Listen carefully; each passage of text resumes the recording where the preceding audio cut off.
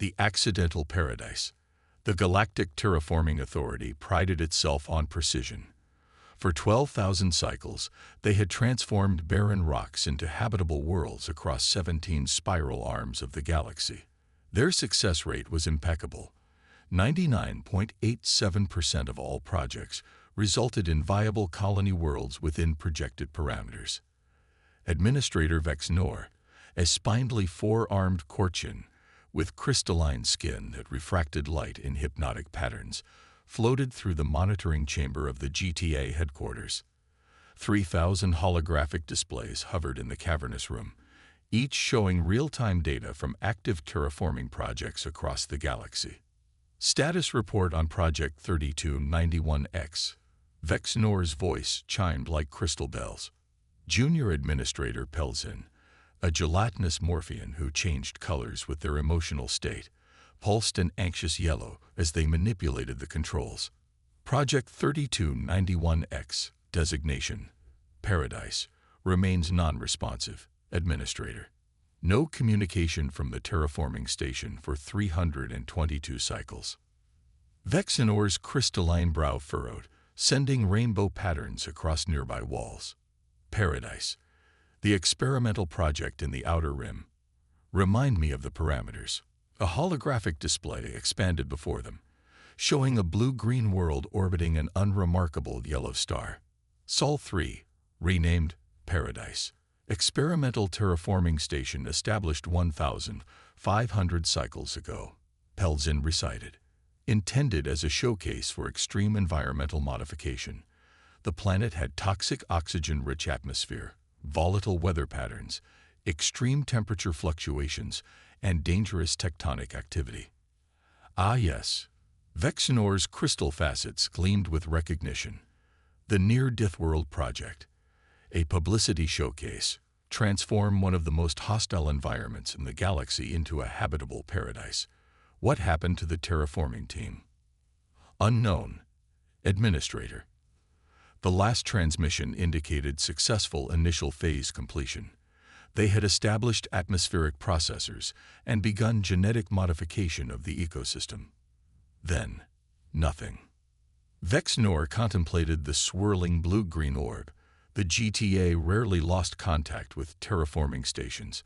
When they did, it usually meant catastrophic failure, volcanic eruptions, atmospheric collapse, or structural failures that killed everyone instantly. Send an investigative team, Vex Nor decided. Perhaps there's salvageable data about what went wrong.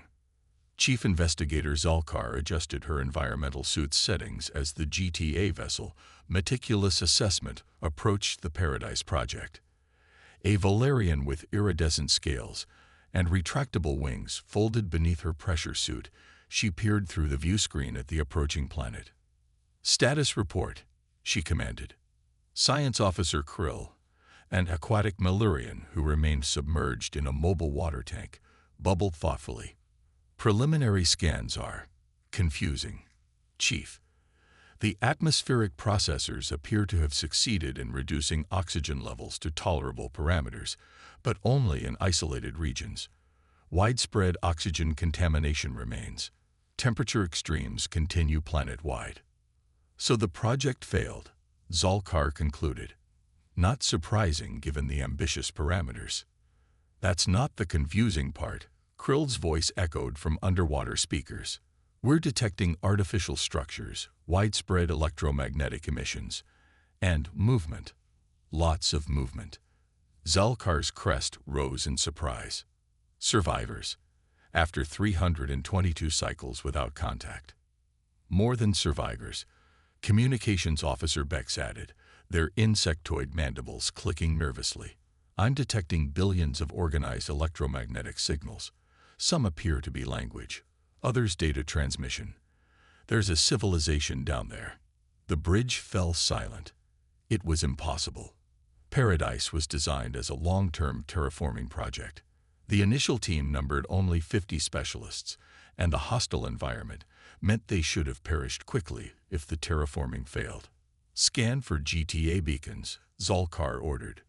None detected, Bex reported. But there's an artificial satellite network orbiting the planet. Primitive communications technology, but effective. Zalkar made a decision.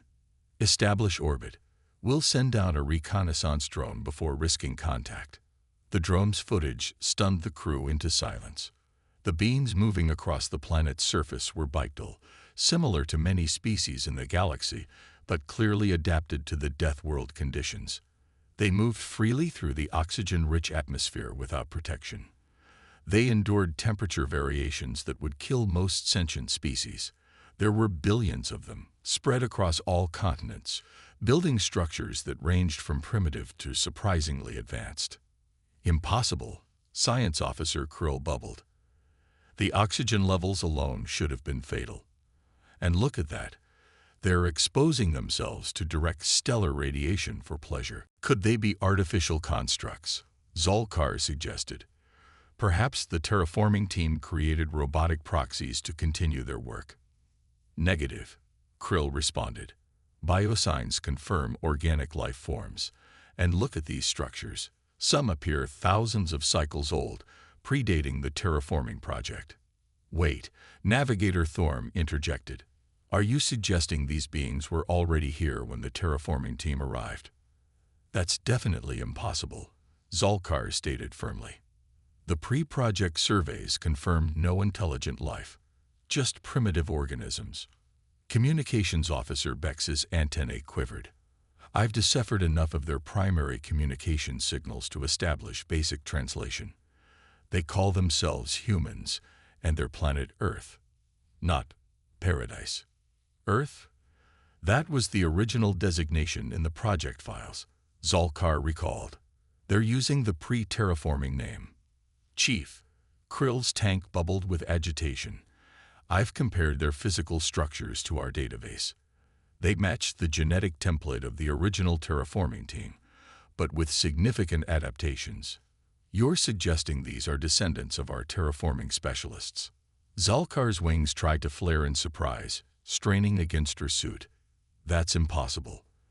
The team consisted of 50 individuals from 15 different species. The evidence suggests some form of genetic convergence or hybridization, Krill replied. I can't explain it without more data. Zalkar made the only decision possible. Prepare for first contact. The contact site was chosen carefully, a remote area with minimal population, but accessible to what appeared to be governmental authorities. The meticulous assessment landed in a circular formation of carefully tended vegetation that the locals called a crop circle, according to their communications. Zalkar led the contact team, each member enclosed in an environmental suit designed to protect against the toxic atmosphere. They waited as primitive flying craft approached, landing nearby. Bipedal figures emerge, appearing remarkably calm about the alien vessel in their field. Biosigns indicate elevated heart rates, but not panic, Krill reported. They appear prepared for this eventuality. The humans approached, stopping at a respectful distance. They wore no environmental protection, breathing the deadly oxygen atmosphere directly into their fragile bodies. Greetings, Zalkar broadcast through external speakers, the translation matrix converting her words to the dominant local language. We represent the Galactic Terraforming Authority. We seek information about Project Paradise and the fate of our colleagues. A tall human with silver hair stepped forward. Welcome to Earth. I am Dr. Eleanor Morgan, Director of Extraterrestrial Relations. We've been expecting you for quite some time. Zalkar's crest rose in surprise. You were expecting us? Dr. Morgan nodded. The archives speak of those who came before, those who tried to change our world. The founders left detailed records of your organization and their original mission. The founders? Krill bubbled curiously.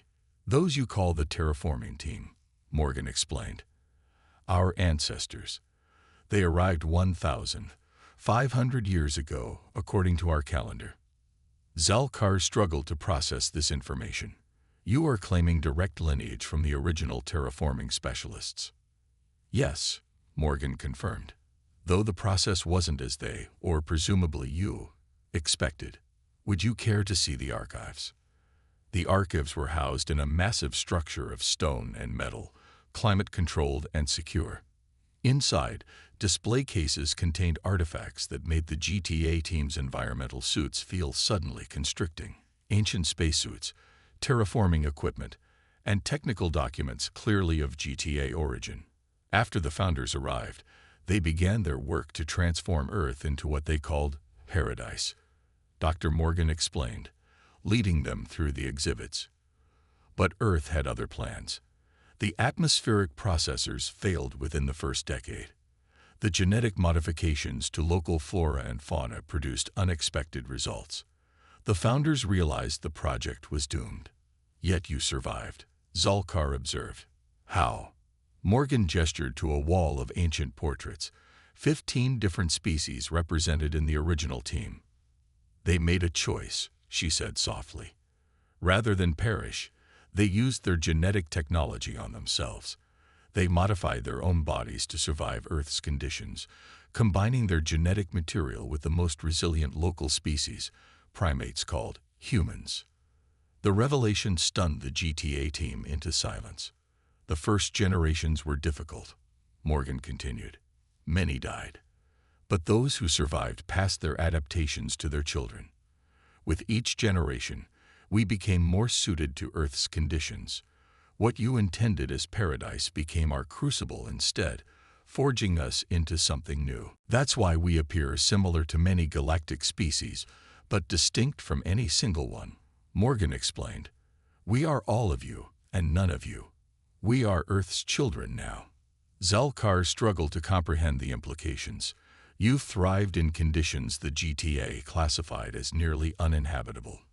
You've built a civilization in an environment that should have killed your ancestors. Earth isn't a death world to us, Morgan smiled. It's home. As the tour continued, the GTA team witnessed evidence of remarkable adaptation. Humans had developed technology suited to their unique environment, harnessing the very atmospheric conditions that should have been lethal, using the planet's volatile geology for energy. The founders left us their knowledge, Morgan explained. They knew the GTA would eventually return. They'd wanted us to be ready. As they returned to the meticulous assessment, Zalkar contemplated what she would report to Administrator Vex Nor. Project Paradise hadn't failed. It had simply produced unexpected results. Instead of transforming a death world into a paradise, it had transformed its inhabitants into something capable of thriving in conditions most species found unimaginable. We would like to establish formal relations with the Galactic Terraforming Authority, Dr. Morgan said as they prepared to depart. The founders always hoped their descendants would rejoin galactic society. Zalkar considered the request carefully. I will convey your situation to my superiors, but I must warn you, your existence presents a significant complication. Morgan's expression remained calm, but Zalkar detected a subtle shift in her posture, a hint of something that resembled determination, or perhaps defiance. We understand, Morgan replied.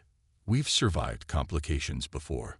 As the meticulous assessment lifted off, Zalkar couldn't help but wonder if the GTA had unintentionally created something it couldn't control, a new species born of a failed paradise, tempered in conditions that would kill most sentient beings, and now potentially ready to step onto the galactic stage. The question wasn't whether Project Paradise had failed or succeeded. The question was what happened next. Adaptation and evolution. 6 standard months had passed since first contact, and the Galactic Terraforming Authority observation post in Earth orbit buzzed with activity. What had begun as a simple investigation had evolved into the most complex xenobiological and sociological study in GTA history. Dr. Ren Telix, the authority's foremost genetic specialist, stared at the holographic DNA sequence rotating before him. His 8 eyes blinked in sequence, a sign of deep concentration among arachnoids. Fascinating, he chittered, manipulating the display to highlight specific gene sequences. They're still evolving, not just culturally, but biologically. Their adaptation rate exceeds anything in our records. Across the laboratory, cultural anthropologist Miv Jora, a feathered aviorian whose ancestors had abandoned flight for intellectual pursuits, adjusted her electronic tablet. Their social structures mirror their adaptive physiology. Humans form communities that can rapidly reorganize in response to environmental challenges. They call it innovation and entrepreneurship. Administrator Vex Nor, who had personally traveled to oversee the Earth situation, floated into the laboratory. His crystalline body refracted the harsh laboratory lights into rainbow patterns across the walls. "The Directorate is growing impatient," Vex Nor announced. "They want recommendations. Is Earth a failed project to be abandoned? A successful mutation to be recognized? Or a potential threat to be contained?" Ren Telix chittered nervously, his exoskeleton clicking. "From a biological perspective, these humans are remarkable. They've incorporated genetic material from 15 different galactic species into a viable, reproducing population. Their resistance to radiation, atmospheric toxins, and pathogens exceeds anything we've engineered. Their technological development is equally concerning," added Chief Investigator Zalkar, who had remained to supervise the observation mission. "They've advanced from primitive tools to rudimentary space exploration in just 1,500 cycles. That's approximately 10 times faster than the galactic average." Vex Nor's crystalline structure darkened with concern. "Are they dangerous?" "All adaptable species are potentially dangerous," Miv Jorah replied, her feathers ruffling. "But they're also potentially valuable. They've solved environmental challenges that have stumped the Authority for millennia. I need concrete recommendations, not philosophical observations." Vex Nor's voice chimed impatiently. Zelkar unfurled her wings slightly, a gesture of assertiveness. "I recommend continued observation with limited contact. We learn from them while controlling information flow to Earth." "Quarantine, then?" Vex Nor asked. "Quarantine implies disease," Ren Telix objected. "This is more like supervised development." "Whatever terminology satisfies the bureaucrats," Zalkar conceded. "But we need more time to understand what we're dealing with." Vex Nor's crystalline form pulsed with decision. "Very well. Establish a permanent observation post. The humans may continue developing within their system, but no further. No information about galactic technology beyond what they've already gleaned from the original team. And absolutely no information about their true origins. They already know they're descended from the terraforming team," Miv Jorah pointed out. "Yes, but they don't know they were never meant to exist," Vex Nor replied coldly. "Project Paradise was meant to transform the planet, not create a hybrid species. Their very existence was an accident, a failure of containment protocols." The room fell silent as the implications settled over the gathering. "Very well," Zalkar finally agreed. "We maintain the fiction that their evolution was anticipated, perhaps even designed. It will make relations smoother." None of them noticed the small maintenance drone hovering near the laboratory's ventilation system, its sensors recording everything for a human recipient thousands of kilometers below.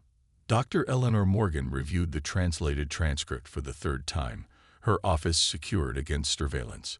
The small drone, one of several her team had managed to slip aboard the GTA station during cultural exchange visits, had performed perfectly. She tapped a communication panel. "Jacob, is the team assembled?" "Yes, Director," her assistant's voice replied. "They're waiting in the secure conference room." 10 minutes later, Morgan faced the leadership of Earth's Unified Defense Council. "The situation is as we suspected," she announced without preamble.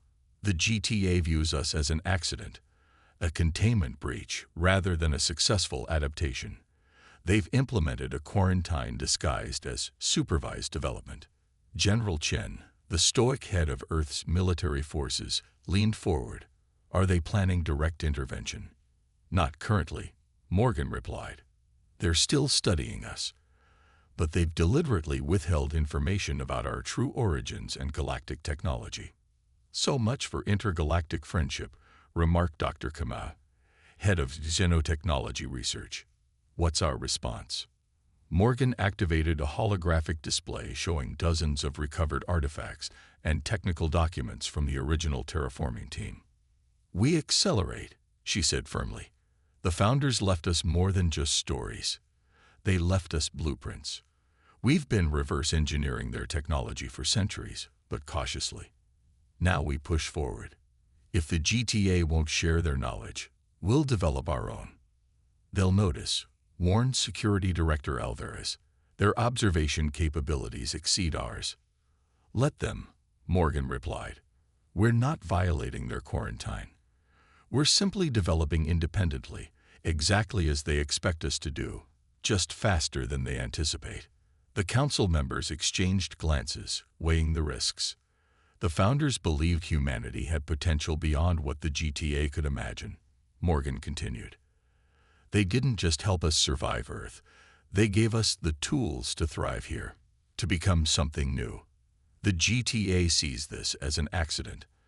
I believe it was intentional." "What are you suggesting?" Chen asked carefully. Morgan's expression hardened. "I'm suggesting the original team may have had reasons for severing communication with the GTA, reasons that still apply today." Science Officer Krill's water tank bubbled with alarm as data streams flowed across his monitoring station. "Administrator," he called urgently, "you should see this." Vex Nor glided across the command center. "What is it?" "Energy signatures from the southern continent. They're testing something." The display showed thermal images of a facility nestled among mountains. Energy patterns pulsed in configurations that made Vex Nor's crystalline structure vibrate with recognition. "That's gravitic manipulation technology," he said in disbelief. "They shouldn't have that for at least another 300 cycles." "There's more," Krill continued. "We've detected prototype quantum communication attempts and experiments with controlled fusion that mirror early GTA designs." Vexenor's crystalline form darkened. "They're accelerating their development." "How?" "The knowledge gap should be insurmountable." "Unless they had help," Zalkar suggested, entering the command center. "The original terraforming team had access to advanced technology. Perhaps they left more detailed records than we assumed." "This changes the threat assessment," Vex Nor decided. "Increased surveillance. I want to know exactly what technologies they're developing, and how rapidly." Dr. Rantelix skittered nervously across the laboratory floor. The latest tissue samples from human volunteers had yielded disturbing results. "Administrator," he called as Vex Nor entered for the scheduled briefing. "I've discovered something concerning." The holographic display activated, showing cellular structures undergoing mitosis. "Human cellular regeneration exceeds our models," Rantelix explained. "Their bodies repair radiation damage, adapt to toxins, and resist pathogens with unprecedented efficiency. They're not just surviving in a hostile environment, they're thriving because of it." "Explain," Vex Nor demanded. "Their hybrid genetics combined with Earth's environmental pressures created an evolutionary perfect storm," Rantelix continued. "Each generation adapts more quickly than the last. They're evolving before our eyes." "That's theoretically impossible," Vex Nor objected. "Evolution requires thousands of generations." "Not with their genetic structure," Rantelix insisted. "The original terraforming team must have incorporated adaptive algorithms into their genetic modifications, technology we've only theorized about. Humans don't just pass genetic material to offspring. They pass improved genetic material." Vexenor's crystalline structure pulsed with alarm. "And if they leave Earth, if they colonize other worlds with different environmental pressures, they would adapt to those conditions as well," Rantelix confirmed. "Potentially faster than native species." The implications hung in the air like a toxic cloud. A species that could adapt to any environment could potentially outcompete indigenous life forms across the galaxy. "The quarantine must be strengthened," Vex Nor decided. "No human technology can be allowed to develop beyond their solar system. We need to establish orbital monitoring platforms immediately." Dr. Eleanor Morgan stood at the observation window of the Himalayan Research Facility, watching scientists test the prototype gravitational drive. Earth's first interstellar spacecraft was taking shape in the vast underground hangar built from recovered terraforming technology and human innovation. Director, her assistant called. We've detected increased activity around the GTA observation post. They're deploying satellites, dozens of them. Morgan nodded, unsurprised. They've noticed our progress, exactly as expected. Should we disguise our activities? No, Morgan replied firmly. Let them see. Let them worry. Their concern reveals what they truly think of us. She turned to face the assembled research team. The GTA believes our existence was an accident, a failure of containment. But the founders left us evidence suggesting otherwise. They didn't fail their mission. They changed it. Morgan activated a holographic display showing the original mission parameters for Project Paradise. The GTA wanted to transform Earth into something safe and controllable, another identical world in their collection. The founders realized that Earth's harsh conditions weren't a flaw to be corrected, but a crucible for creating something new. They didn't abandon their mission. They expanded it. The display shifted to show genetic sequences with highlighted modifications. These adaptive algorithms were deliberately incorporated into our ancestors' genetics. The founders weren't just trying to survive. They were engineering a new future, both for themselves and for the galaxy. Are you suggesting they rebelled against the GTA? Asked Dr. Kama. I'm suggesting they saw potential where the GTA saw only failure, Morgan replied. And now the GTA fears what they created. The prototype engine pulsed with energy, creating a localized gravitational distortion that would eventually allow faster-than-light travel. The technology wasn't stolen. It was inherited, improved upon by generations of humans who had evolved to think differently than their galactic predecessors. The quarantine is being reinforced, Morgan continued. But they can't stop what's already begun. Humanity isn't just adapting physically. We're adapting conceptually. We're thinking about space, time, and energy in ways the GTA hasn't considered. Because we evolved on a death world, Dr. Kamau realized. Our very neurology developed differently. Exactly, Morgan confirmed. We don't need to break their quarantine. We'll simply transcend it.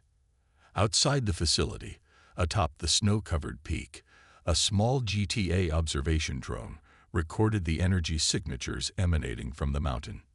In orbit, Vexnor watched the data streams with growing alarm. The experiment hadn't just succeeded. It had exceeded theoretical parameters established by the GTA's best scientists. The humans weren't just catching up technologically. In some areas, they were pulling ahead. Increase the containment protocols, Vexnor ordered. No human is to leave their solar system under any circumstances. Prepare contingency measures. What kind of contingencies? Zolkar asked cautiously. Vexnor's crystalline form darkened to near opacity. Whatever becomes necessary. As the gravitational drive powered down, Dr. Morgan received an urgent communication. The orbital telescopes had detected a massive energy surge from the GTA observation post. They were deploying something new, something much larger than observation satellites. The quarantine was becoming a blockade, and humanity's window of opportunity was closing faster than anticipated. Challenges and triumph.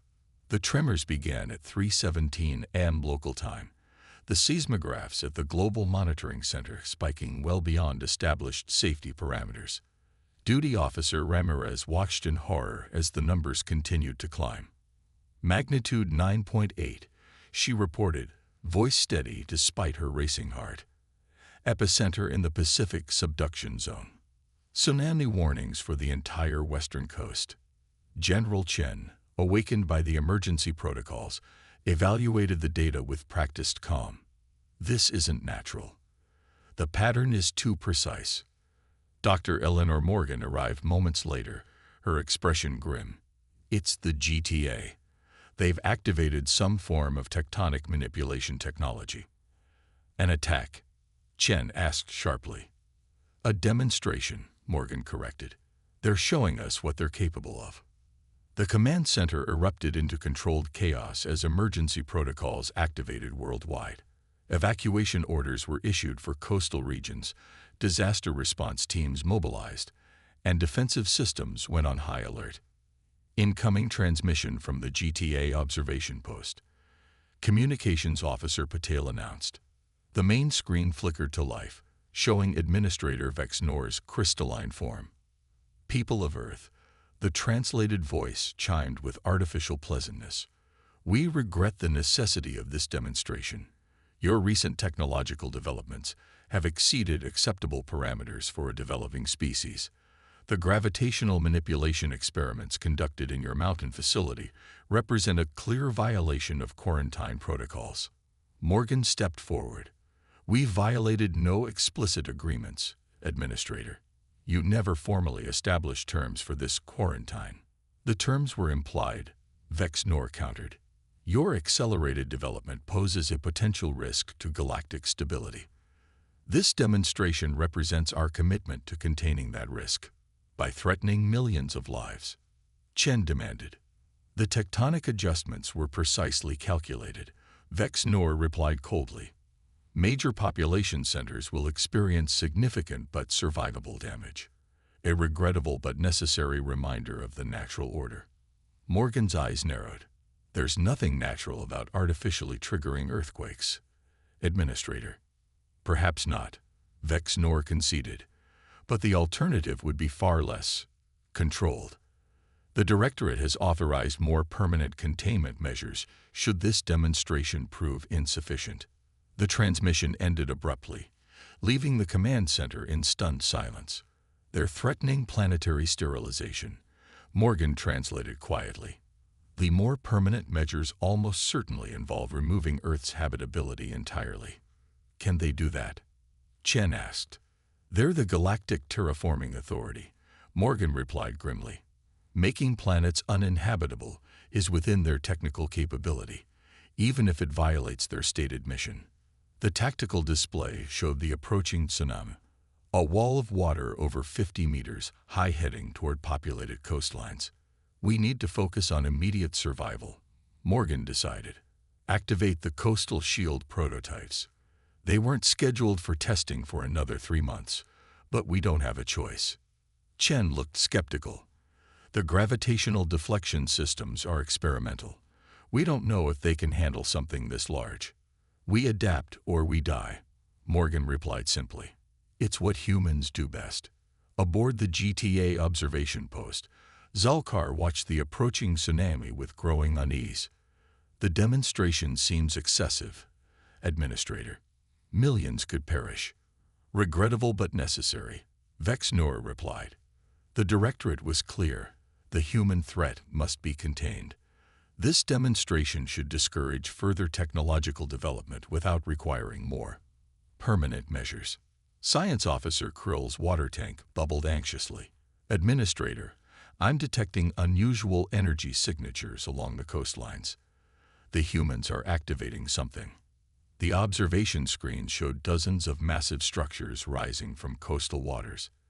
Towers that hadn't been there before, cleverly disguised, or perhaps rapidly deployed. What are those? Vex Nor demanded. Unknown technology, Krill reported. Energy patterns suggest gravitational manipulation, similar to their experimental drive system, but adapted for defensive purposes.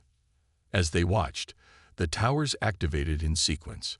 The approaching tsunami began to fragment. Its enormous energy dispersed and redirected.